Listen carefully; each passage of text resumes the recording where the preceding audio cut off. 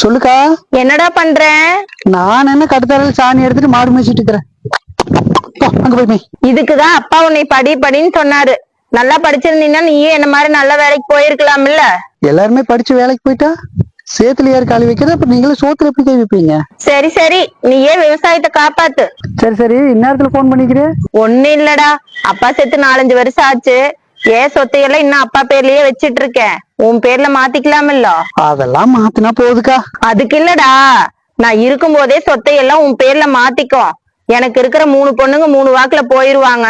அப்புறம் அது கிட்ட போய் நீ கையெழுத்து வாங்க வேண்டியதாயிரும். உனக்கு அப்புறம் கஷ்டம். அதுக்காக தான் சொல்றேன். சரிக்கா, மாடு எடுத்துக்கிட்டு பக்கத்தோட்டத்துக்கு போகுது, நான் முடிக்கிட்டு வரேன். மத்தியானம் வீட்டுக்கு வர பேசிக்கலாம். சரிடா, மத்தியானம் சாப்பாட்டுக்கு இங்க வந்துரு. உனக்கு பிடிச்ச காளான் கிரேவி பண்ணி வைக்கிற, சரியா? சரிக்கா. நம்ம பிறந்து இந்நேரத்துல இவ்வளவு அக்கறையா கூப்பிட மாட்டாளே. ஒருவேளை டிவி சீரியல் பார்த்து திருந்திட்டாலோ, அதுலயே குடும்பத்தை அழிக்கிறதுக்கு தான் ஐடியா கொடுக்குறானுங்க. சரி, என்னன்னு மத்தியானம் போய் பாப்போம். ஏங்க, இன்னைக்கு என் தம்பி வர்றான். நீங்க ஆசைப்பட்ட இடத்த இன்னைக்கு கன்ஃபார்ம் பண்ணிடலாம். அந்த சொத்தை என் பேர்ல எழுதுறதா இல்ல உங்க பேர்ல எழுதுறதா? முதல்ல அவன் கொடுப்பானா? பிரியமா கொடுத்தானா அந்த ஒரு இடத்தோட போயிரும். கொஞ்சம் ஓவரா பண்ணான்னு வச்சுக்கங்க, சரிக்கு சரி பங்கெடுத்துருவேன். சரி, அந்த இடத்துல கட்டடம் கட்ட ஆளை வர சொல்லி இல்லம்மா? சரி, ஆளுகளை வர சொல்லி பேசிருங்க. சரி சரி, போன் பண்ணு. நீ எப்படி பேசுறேன்னு நானும் பாக்குறேன். என் தம்பி வீட்டுக்கு வந்தோன்னா உங்களுக்கு நான் போன் பண்றேன். அப்படியே ஆன்லயே வச்சிருங்க. நான் எவ்வளவு டேலண்டா பேசி அந்த இடத்த எழுதி வாங்குறேன்னு மட்டும் பாருங்க. சொல்லுக்கா, திடீர்னு காலையிலேயே போன் பண்ணு. ஒண்ணு இல்லடா, சொத்தையெல்லாம் உன் பேர்ல மாத்திக்கோ. நாளைக்கு கால சூழ்நிலைகள் எப்படி வேணா மாறலாம். ஆமா, நமக்கு கோடி கணக்குல சொத்து கிடக்கு, அதை போய் உடனே என் பேர்ல மாத்துறேன்.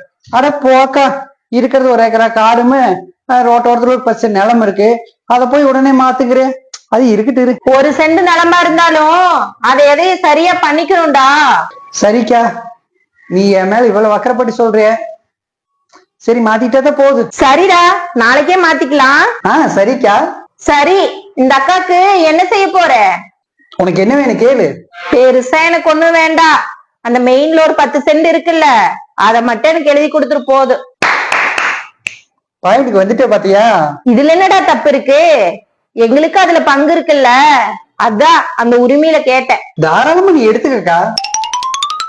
நீ எப்படி பானை உடைச்ச மாதிரி பட்டுன்னு அப்பா சொத்துல எனக்கும் பங்கு இருக்குன்னு சரி பங்கு கேட்டையோ, அதே மாதிரி நானுமே தேங்காய் உடைச்ச மாதிரி பட்டுன்னு என் மனசுல இருக்கிறத உடைச்சிடுறேன்.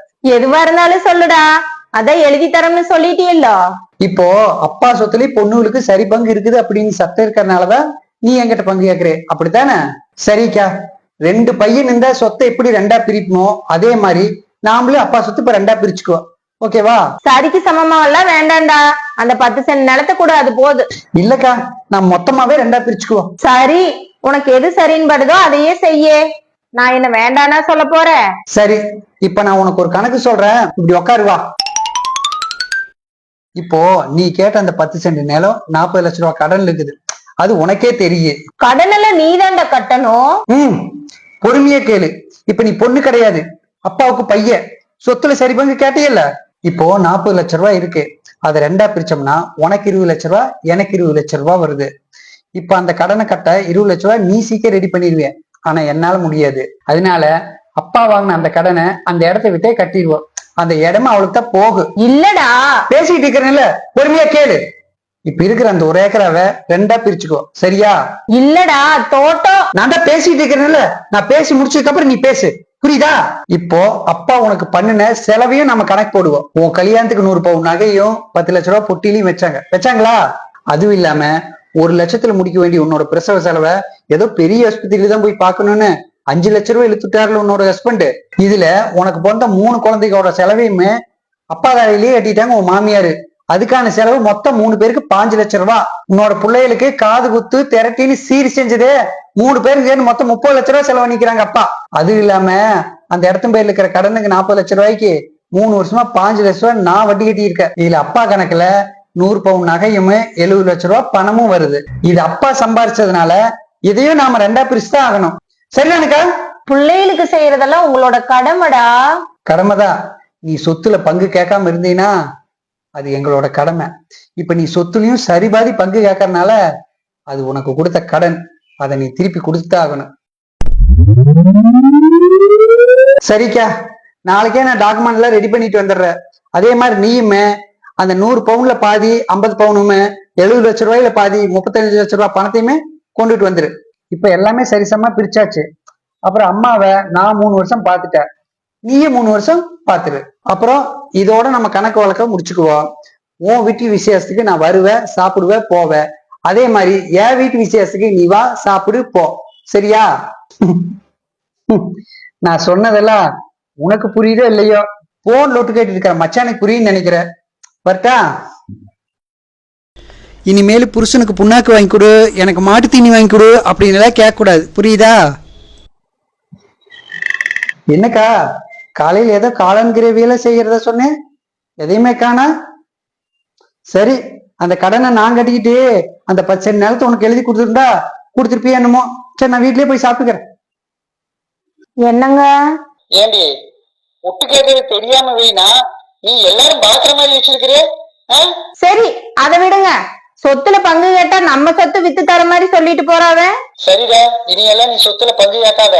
அவன் பேசுறதுலயும் ஒரு நியாயம் இருக்கு. சொல்லுக்கா, டாக்குமெண்ட் எல்லாம் ரெடி ஆயிட்டு இருக்கு. அனைமா நாளைக்கு காலையில் கொண்டு வந்துடும் நினைக்கிறேன். நான் தமாஸ்க்கு கேட்டேன். எனக்கு அப்பா சொத்துல எல்லாம் ஒரு பங்கு வேண்டாம். நீ உண்மைன்னு நம்பிட்டியா? ஐயோ ஐயோ. இப்ப தெரிஞ்சுக்கிட்டியாக்கா, பிறந்த வீட்டுல இருந்து செய்யறது பிறந்த வீட்டுல இருக்கிற சொத்தை விட உங்களுக்கு கொஞ்சம் அதிகமா தான் இருக்கு. நீங்க தான் கொஞ்சம் அதிகமா ஆசைப்பட்டு இருக்கிறதையும் சேர்த்து புடுங்கலான்னு தான் சொத்துக்கு ஆசைப்பட்டு கேட்குறீங்க. இனியாவது நீ தெரிஞ்சுக்குவீன்னு தான் நான் அப்படி சொன்னேன். ஏதோ ஒரு சில கூட பிறந்தவங்க செய்யற தப்புனால எல்லாருமே நீங்க தப்பா நினைச்சிடாதீங்கக்கா. அக்கா கூட்டம் நம்மளை விட நல்லா வசதியா இருக்கணும்னு தான் கூட பிறந்த ஒவ்வொரு தம்பியோ அண்ணனோ நினைப்பாங்களே தவிர அக்கா கூட்ட கஷ்டப்பட்டுட்டுன்னு யாருமே நினைக்க மாட்டாங்க. இனிமேலாவது தெரிஞ்சுக்குங்க. நான் எவ்வளவு டேலண்டா பேசி அந்த இடத்த எழுதி வாங்குறேன்னு மட்டும் பாருங்க. தொப்புள் கொடி உறவு என்று சொல்லி கொள்ள ஆசைதான், சொத்து சுகம் பார்த்ததுமே உடைந்து போகும் வேஷந்தான். அம்மா அப்பா பெற்றெடுத்த பிள்ளைகள் இன்று அனாதையாய் நிற்பதுதான் தொல்லைகள்.